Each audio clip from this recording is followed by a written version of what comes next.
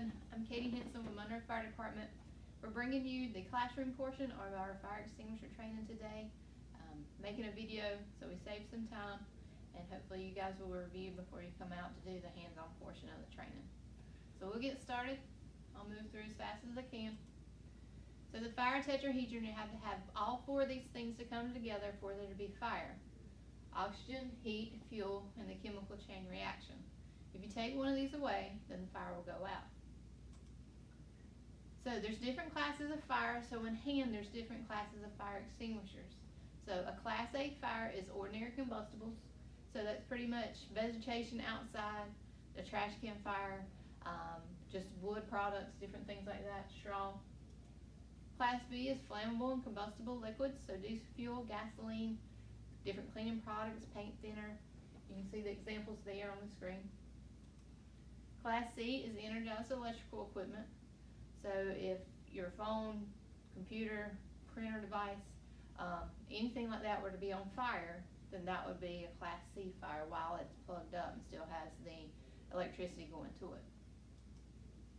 Class D is combustible metals. So any metal that ends in IUM, you have a Class D fire extinguisher for these types. That's only for Class D.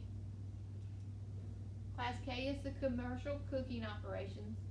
So in a commercial kitchen, you'll have a hood system that will discharge a Class K agent onto the fire. You can also have a Class K fire extinguisher in the kitchens too. So different markings.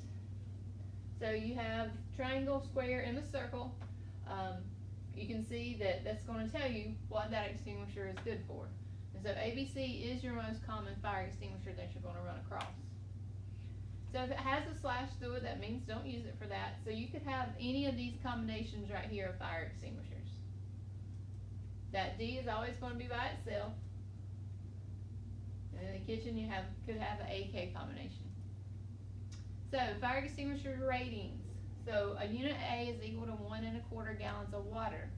So a 4A is like having 5 gallons of water. A unit of B is approximately 1 square foot of burning liquid.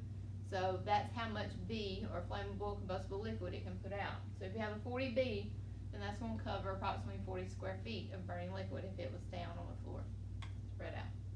So agents and fire extinguishers, you can have just water. So we carry a water can on the fire trucks. That is just a Class A fire extinguisher, a stored pressure can. And this is what you guys will use when you go out to do our hands-on portion. You can have an AB combination with AFFF foam. We carry these on our airport trucks. Carbon dioxide, a lot of times these are around computer equipment, electrical rooms. You can always tell by the bell on the end. You can have a dry can with the sodium bicarbonate, a BC extinguisher. And there's that ABC, that all-purpose, multi-purpose extinguisher. And then there is a silver can of the Class K. You can kind of see it's a little different. It's got that extended wand, so it gives you that reach to that kitchen appliance. So these are old extinguishers. Don't use any of these if you come across them.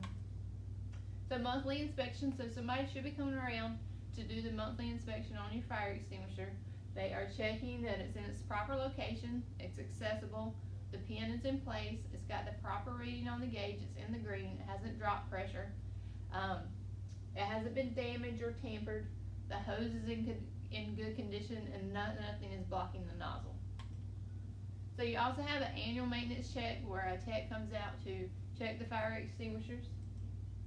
Record keeping, that's what we like to see when we come out to do your fire inspection, to make sure that you are keeping record of checking those extinguishers.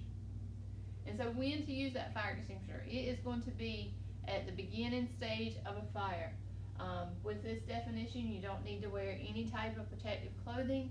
You don't have to crouch low in the smoke, cover your eyes, cover your nose. It's a very small beginning stage of fire. If it's anything more than that, then it's just time to get out and call 911. So how to use it is pass, pull, aim, squeeze, and sweep. P is talking about pulling the pin on the fire extinguisher. Aim is aiming the nozzle at the base of the fire. Squeeze is squeezing the handle. And sweep is aiming it back and forth at the base, sweeping it back and forth with the nozzle or the extinguisher itself. So before you consider fighting a fire, is make sure the building is being evacuated. If the building has a fire alarm, the fire alarm is being pulled. In addition to the fire alarm, you still want to make sure you call 911, because not all fire alarm systems are monitored. So that means all of them are not going to call 911. Determine the size of the fire. If it's spreading, it's going too fast, then it's time just to get out. Have that safe path. Don't let that fire ever block you from getting out. And know your fire extinguisher locations. So never attempt to fight a fire if the fire is too large, growing beyond the immediate area, blocking your escape route. If you're not sure of operation or you doubt yourself in any way, it is best for you just to get out. So hopefully you guys don't have any questions. If you do, you can ask me when we get to our hands-on portion.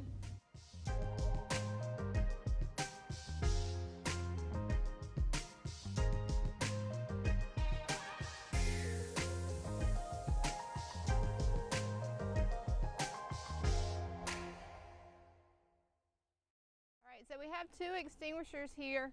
This one here is a small extinguisher. You can see it just has the nozzle there on the end compared to this one here that has a nozzle and a hose connected to it. So this size here is a 1A 10BC, and so you saw in the PowerPoint the size rating for that. So this is pretty much one you would have in your home, maybe in a workshop or garage. And this one here is a bigger size. So this would be great for a workshop or garage. In businesses, the fire extinguishers are required to be a little bit bigger. So we're going to show you guys the application of these with a real fire in just a moment. Hey, my name is Nicholas Dick with Monroe Fire Explorers. And I'm Jacob Lindley with the Monroe Fire Explorers. And today we're going to teach you how to use a fire extinguisher. First, you want to pull the pin, aim at the base of the fire, squeeze a nozzle, and then sweep. Same thing with this extinguisher. It's a little bit bigger extinguisher. You're going to pull the pin, pull off the nozzle, aim at the base of the fire, and then squeeze and sweep.